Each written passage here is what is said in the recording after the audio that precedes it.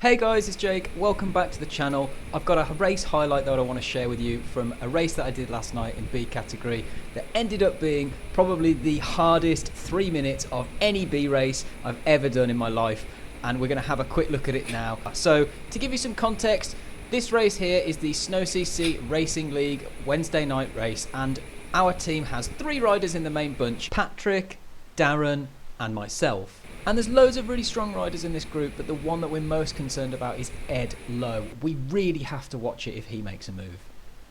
Watch Ed Lowe here, he's attacking. And Ed Lowe duly obliges us as he attacks there and kicks off the proceedings that start this hectic 3-minute spree. So for context, again, I am 60 kilos, so 6 watts per kilos for me is anything above 360 watts. And in terms of pro numbers, the pros can do anywhere between 5.8 and at the top end sort of 6.4, 6.5 for around 30 to 40 minutes. Move up guys, move up.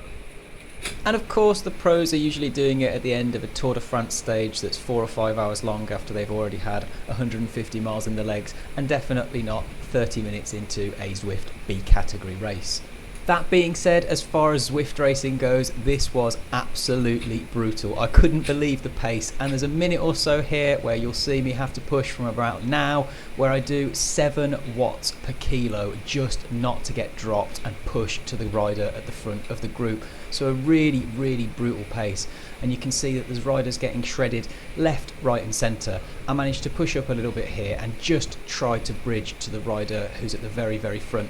I noticed that I'm able to drop Ed Lowe a little bit there, and that gives me loads of power to just push on a little bit. I've got my sprinters Darren and Patrick in the group just behind, so I'm really incentivized to push here, and this is the biggest minute of the whole race for me in terms of power.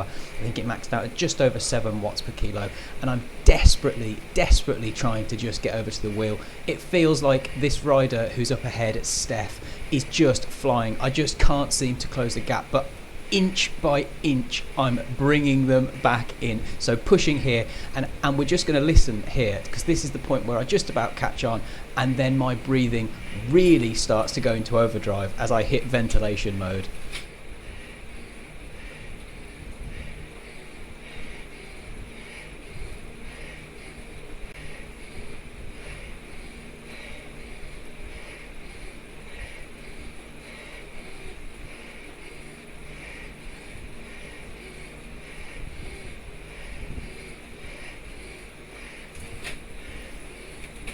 And luckily for me, that's the top of the climb, so my suffering is about to come to an end. I just about managed to get onto the wheel of Steph, and I ease up a little bit there and shake my head, as that 3 minutes ended up being just over 6 watt per kilo average for the duration. So really, really tough, but more than anything gives you an understanding of just how good the Tour de France guys are. So I hope you enjoyed that race highlight. To see how it finishes, you'll have to check out the vlog.